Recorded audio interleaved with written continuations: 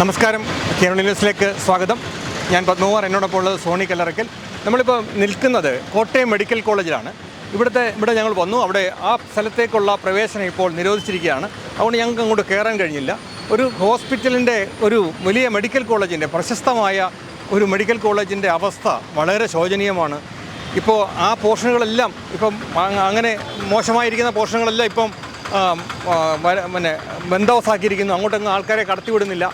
പക്ഷേ ഈ ഒരു സംഭവത്തിൽ ഇപ്പോൾ ഒരു ആരോഗ്യ വകുപ്പിൻ്റെ അനാസ്ഥ ചൂണ്ടിക്കാണിക്കാതിരിക്കാൻ നിവൃത്തിയില്ല. സോണി, ഞാനൊരു കാര്യം ചോദിക്കുകയാണ്. വീണ ജോർജിൻ്റെ ഭർത്താവ് ഒരു സ്വകാര്യ ആശുപത്രിയുടെ ഡയറക്ടറാണ്.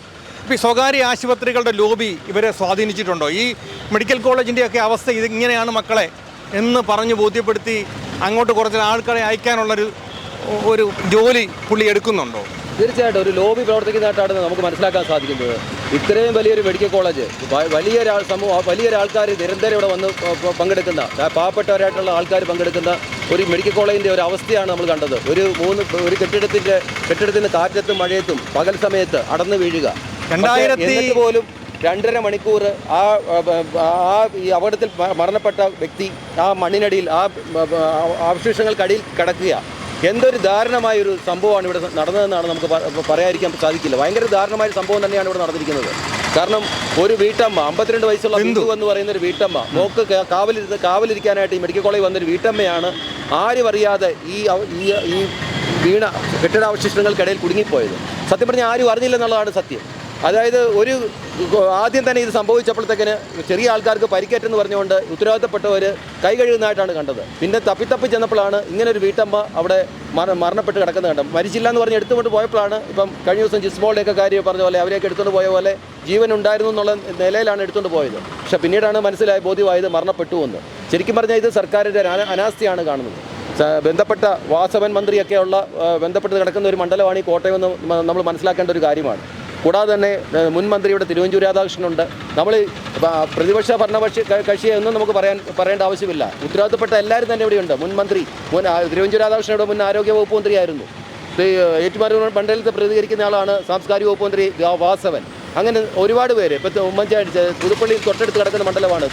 ചാണ്ടി ഉമ്മൻ്റെ തൊട്ടടുത്ത് കിടക്കുന്ന മണ്ഡലമാണ്. പക്ഷേ കാലാകാലങ്ങളായിട്ട് ഇങ്ങനൊരു കെട്ടിടം ഇങ്ങനെ ഉണ്ടെന്നും ആരും അറിഞ്ഞില്ല എന്ന് പറയുന്നത് നമുക്കൊരിക്കലും ചിന്തിക്കാൻ പറ്റുന്നൊരു കാര്യമല്ല. 13 വർഷമായിട്ട് 2013 ഇതിന്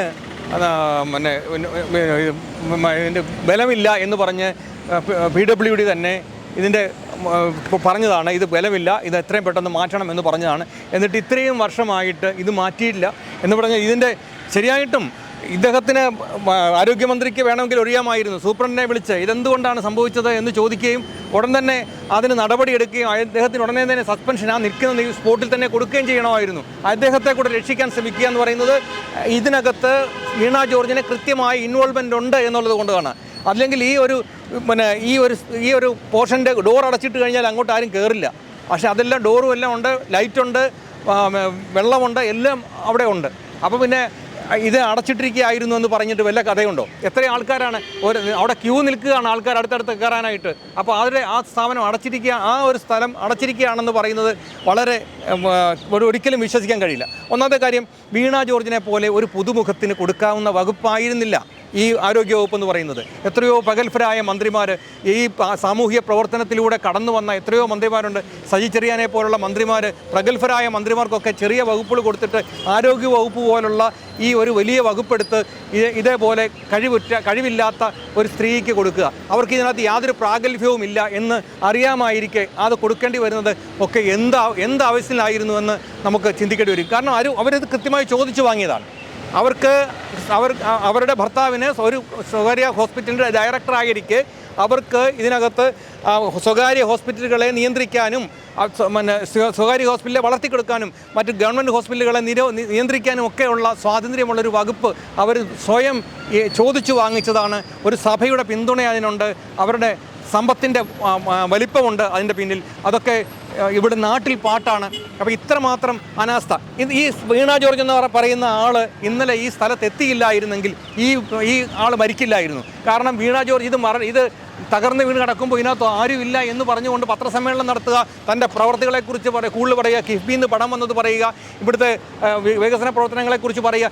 ഇതിനകത്തിൽ ആളുണ്ടോ എന്ന് പരിശോധിക്കാനുള്ള ഒരു മനസ്ഥിതി പോലും കാണിക്കാതെ 1 മണിക്കൂറോളം അവരാണ് ഈ പത്രക്കാരെയും ഈ സ്റ്റാഫിനെയും എല്ലാം പിടിച്ചുവിടി നിർത്തിയത്. എത്രയും പെട്ടെന്ന് ആ സമയത്ത് തന്നെ ഒരു കെട്ടിടം, ഒരു ജനവാസമുള്ള ഒരു അല്ലെങ്കിൽ ആൾക്കാർ തിങ്ങിക്കൂടുന്ന ഒരു സ്ഥലത്ത് ഒരു കെട്ടിടം തകർന്നു വീണാൽ ആരെങ്കിലും ഉണ്ടോ, ഒരു ഉറുമ്പെങ്കിലും അതിനകത്തുണ്ടോ എന്ന് ആരും ചിന്തിക്കും.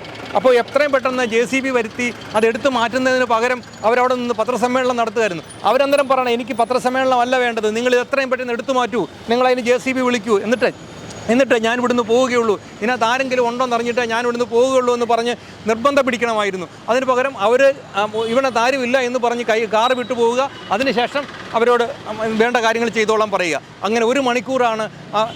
ഈ സ്ത്രീക്ക് എടുത്തുകൊണ്ട് വരുമ്പോൾ ജീവനുണ്ടായിരുന്നു, കണ്ട ദൃക്സാക്ഷികളാണ് പറയുന്നത്. ജീവനുണ്ടായിരുന്നു, കൈയും കാലും അനങ്ങുന്നുണ്ടായിരുന്നു, കണ്ണനങ്ങുന്നുണ്ടായിരുന്നു. ഇവർ ഒരു ഹോസ്പിറ്റലിൽ അവിടെ കൊണ്ടുവന്ന് പ്രാഥമിക ശുശ്രൂഷ കൊടുത്ത് ഇരിക്കുമ്പോഴാണ് അവർ മരണപ്പെടുന്നത്. അപ്പോൾ 2.5 മണിക്കൂറോളം ഇവർ ഈ ജീവന് വേണ്ടി പിടയുകയായിരുന്നു ഈ കോൺക്രീറ്റ് കൂമ്പാരങ്ങൾക്കിടയിൽ. അല്ലേ സത്യം? തീർച്ചയായിട്ടും. അതായത് ഇപ്പം ഈ പഴകിയ കെട്ടിടമാണെന്ന് പറഞ്ഞ് നേരത്തെ തന്നെ ഇവർക്ക് സൂചന ഉണ്ടായിരുന്നെങ്കിൽ അങ്ങോട്ട് ഒരാൾ കുളിക്കാൻ കയറി അല്ലെങ്കിൽ ആ ബാത്റൂമിൽ കയറി എന്ന് പറഞ്ഞ ഗുരുതരമായ തെറ്റ് തന്നെയാണ്. അത് ഇവിടെ ഉത്തരവാദിത്തപ്പെട്ടവരുടെ അനാസ്ഥ തന്നെയാണ് കാണിക്കുന്നത്. തീർച്ചയായിട്ടും അങ്ങനെയുള്ള ആൾക്കാർക്കെതിരെ തക്കതായ ശിക്ഷ കൊടുക്കേണ്ടത് ആവശ്യമാണ്. ഇത് വാസവൻ മന്ത്രിക്ക് അങ്ങനെ ഒഴിഞ്ഞു മാറാൻ കഴിയില്ല. പുള്ളി ഇവിടുത്തെ മന്ത്രിയാണ്. പുള്ളിയുടെ സ്ഥലത്തുള്ള കാര്യങ്ങൾ, ഒരു മെഡിക്കൽ കോളേജിൽ എന്തെല്ലാം ഉണ്ട്, എങ്ങനെയൊക്കെയാണ് കാര്യങ്ങൾ പോകുന്നത്, എന്തൊക്കെ അനാസ്ഥ സംഭവിക്കുന്നുണ്ട്, എത്ര വൃത്തിഹീനമാണ് ഇവിടെ എന്ന് നോക്കണം. എത്ര വൃത്തിഹീനമാണ്. ഏതെങ്കിലും ഇവിടെ ഗവൺമെൻറ് ഹോസ്പിറ്റലിലേക്ക് വരൂ, നിങ്ങൾ ചികിത്സിക്കൂ, നിങ്ങൾ പോകൂ എന്ന് പരസ്യം ചെയ്തുകൊണ്ട് കഥയില്ല. ഒരു മനുഷ്യൻ ഇവിടെ വരില്ല, ഒരു ടോയ്ലറ്റിലേക്ക് കയറാൻ പറ്റില്ല. അതേപോലത്തെ അവസ്ഥയാണ് ഇവിടെ. ഈ ചുറ്റുപാടുള്ള ഏരിയ മൊത്തം നാറിക്കിടക്കുകയാണ്. ഒരു നല്ല ചെടി പോലും വെക്കാതെ ഈ ഫ്രണ്ടിൽ കാണുന്ന ഈ ചെടികളല്ലാതെ ഇതിനകത്തേക്ക് ചുറ്റുപാട് നിങ്ങൾ നോക്കണം. ഈ എൻട്രൻസ് മാത്രം മനോഹരമാക്കി വെച്ചിരിക്കുകയാണ്. സ്വർഗത്തിലേക്കുള്ള കവാടമായിട്ട് നരകത്തിൻ്റെ പരസ്യം എന്ന് പറയുന്നത് പോലെയാണ്. നരകത്തിൻ്റെ പരസ്യത്തിൽ നരകം അങ്ങോട്ട് ചെല്ലുമ്പോൾ വലിയ ആഡംബരമൊക്കെ ആയിരിക്കും, സ്വർഗത്തിൻ്റെ വാതിക്കൽ ഒന്നും കാണത്തില്ല. പക്ഷേ ഇവിടെ നരകത്തിൻ്റെ ഒരു കവാടമാണ് ഇവിടെ. ഇത് കയറി വന്നു കഴിഞ്ഞാൽ അവൻ മരണപ്പെടുക മാത്രമേ നിവർത്തിയുള്ളൂ. സാധാരണക്കാരൻ ഒരു വസ്ത്രശാലയിലെ ജോലിക്കാരിയായിരുന്നു. അവരായിരുന്നു ആ കുടുംബത്തിൻ്റെ ആശ്രയം എന്ന് പറയുന്നത്. അദ്ദേഹം രോഗിയാണ്. അദ്ദേഹത്തിനധികം അങ്ങനെ ആ വീട് നടത്തിക്കൊണ്ട് പോകുന്നതും എൻ്റെ ഭാര്യ ബിന്ദുവായിരുന്നു. ഞാൻ പോയാൽ മതിയായിരുന്നു എന്നാണ് അദ്ദേഹം പറഞ്ഞത്. അപ്പോൾ അങ്ങനെ ആ കുടുംബത്തെ നോക്കുന്ന ഒരു ചെറിയ ജോലി കൊണ്ട് കുടുംബത്തെ നോക്കുന്നവരെങ്ങനെ ഒരു സ്വകാര്യ ആശുപത്രിയിൽ പോകും? അവർക്ക് വേണ്ടി, ഈ പാവങ്ങൾക്ക് വേണ്ടിയാണ് ഈ ഗവൺമെൻറ് ആശുപത്രി ഉണ്ടാക്കിയിട്ടിരിക്കുന്നതെങ്കിൽ നിങ്ങൾ എന്തുകൊണ്ട് അവർക്ക് കുറച്ചുകൂടെ സൗകര്യങ്ങൾ കൊടുത്തുകൂടാ? എന്താണ് ഈ ഒന്നിന് പുറകെ ഒന്നായി അനാസ്ഥകൾ വരികയാണ്. നിങ്ങൾ ഒന്ന് നോക്കിയാൽ മതി. ഇവിടെ ഇഷ്ടംപോലെ നീതി മെഡിക്കൽ സ്റ്റോറുകളുണ്ട്. നിങ്ങൾ ഏതെങ്കിലും ഒരു കുറിപ്പടിയുമായിട്ട് ഈ വീണ ജോർജ് അവിടെ പോകട്ടെ, എന്നിട്ട് ആ കുറിപ്പടി കൊടുക്കട്ടെ. എത്ര മരുന്നുകൾ അതിനകത്തുണ്ടെന്ന് നിങ്ങൾക്ക് മനസ്സിലാകും. നിങ്ങളുടെ പത്തനംതിട്ട ജില്ലയിൽ തന്നെ അദ്ദേഹത്തിൻ്റെ വീണ ജോർജിൻ്റെ മണ്ഡലമായ പത്തനംതിട്ട ജില്ലയിൽ, അതായത് ആറന്മുള മണ്ഡലത്തിൻ്റെ ആ ഏരിയയിൽ തന്നെ ചെന്നാലും ഇത് കൃത്യമായി ബോധ്യപ്പെടും.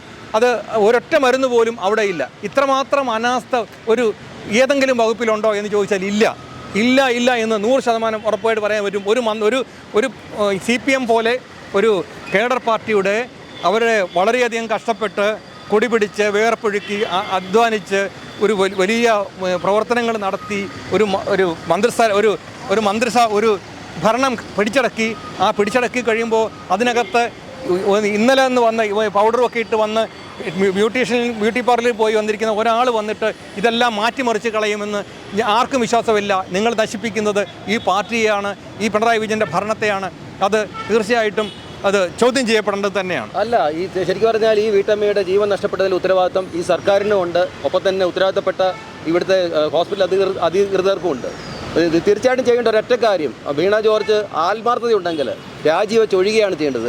ഇപ്പോൾ ഒരുപാട് ആരോപണങ്ങൾ പല ഹോസ്പിറ്റലുകളിലായിട്ട് കേൾക്കുന്നുണ്ട്, ഉത്തരവാദിത്തമില്ലായ്മ. നമ്മുടെ സർക്കാർ ഹോസ്പിറ്റലുകളെ പറ്റി വളരെ മോശപരമായ അഭിപ്രായങ്ങളാണ് പൊതുസമൂഹത്തിൽ നിന്ന് ഓരോ ദിവസവും ലഭിച്ചുകൊണ്ടിരിക്കുന്നത്. ഈ അടുത്ത തവണ LDF അധികാരത്തിൽ വന്നില്ല എങ്കിൽ അതിൻ്റെ 80% കൂടുതൽ ഉത്തരവാദിത്തം ഈ ആരോഗ്യവകുപ്പും മന്ത്രിക്കും തന്നെയാണ് എന്ന് പറയേണ്ടി വരും. അത് എല്ലാ CPM-കാരും പറയുന്നതാണ്. കാരണം ഇപ്പോൾ വീണ ജോർജ് ഒരു ഹോസ്പിറ്റലിൽ അഡ്മിറ്റാണ്. അപ്പോൾ വീണ ജോർജിനെ കുറിച്ച് CPM-ൽ തന്നെയുള്ള ആൾക്കാർ പറയുന്നത് എന്താണെന്ന് ചോദിച്ചാൽ, ഈ വയറുവേദന കേട്ടെഴുത്തുള്ള ദിവസം കുട്ടികൾക്ക് വയറുവേദന വരും. അവർ രാവിലെ വയറുവേദനയാണെന്ന് പറയും. അതാണ് സംഭവിച്ചിരിക്കുന്നത്. വീണ ജോർജ് ഇന്ന് പോയി അഡ്മിറ്റ് ആയിരിക്കുകയാണ്. ആരുടെയും ചോദ്യങ്ങൾക്ക് ഉത്തരം കൊടുക്കണ്ടല്ലോ. ഒരു പത്രക്കാരന് മൈക്കിങ് കൊണ്ട് ചെല്ലില്ലല്ലോ. അതുകൊണ്ട് അവിടെ പോയി റെസ്റ്റ് എടുക്കുകയാണ്. ഒരു കുടുംബം അവിടെ അനാഥമായി കഴിഞ്ഞിരിക്കുന്നു. അവിടെ നിലവിളിയാണ്. അവിടെയാണ് ഈ വീണ ജോർജ് സ്വസ്ഥമായി ഒരു AC റൂമിൽ വളരെ സ്വസ്ഥമായി അങ്ങനെ ശുശ്രൂഷ ആണെന്ന് പറഞ്ഞ് റെസ്റ്റ് ചെയ്യുന്നത്. ഇത് വളരെ വേദനാജനകമാണ് എന്ന് മാത്രം പറയുകയാണ്. ഏറ്റവും ആരോഗ്യ വകുപ്പിന് തന്നെ ഒരു അപമാനമാണ് ഈ മന്ത്രി വീണ ജോർജ് എന്ന് പറയുന്നത്. തീർച്ചയായിട്ടും വീണ ജോർജ് അല്പമെങ്കിലും മാന്യതയുണ്ടെങ്കിൽ, നല്ലൊരു കുടുംബത്തിൽ പിറന്നതാണെങ്കിൽ ഈ ഒരു സംഭവത്തിൻ്റെ ധാർമ്മിക ഉത്തരവാദിത്വം ഏറ്റെടുത്ത് രാജിവെക്കുകയാണ് ചെയ്യേണ്ടത് എന്നാണ് ഞങ്ങൾക്ക് പറയാനുള്ളത്. അപ്പോൾ ഇതാണ് ഞങ്ങൾക്ക് പറയാനുള്ളത്. അതുവരെ ഞങ്ങൾ അടുത്ത വിഷയമായിട്ട് ഞങ്ങൾ അടുത്ത സ്ഥലത്തേക്ക് പോവുകയാണ്. അതുമായിട്ട് ഞങ്ങൾ വീണ്ടും കടന്നു വരും. അതുവരെ നന്ദി, നമസ്കാരം.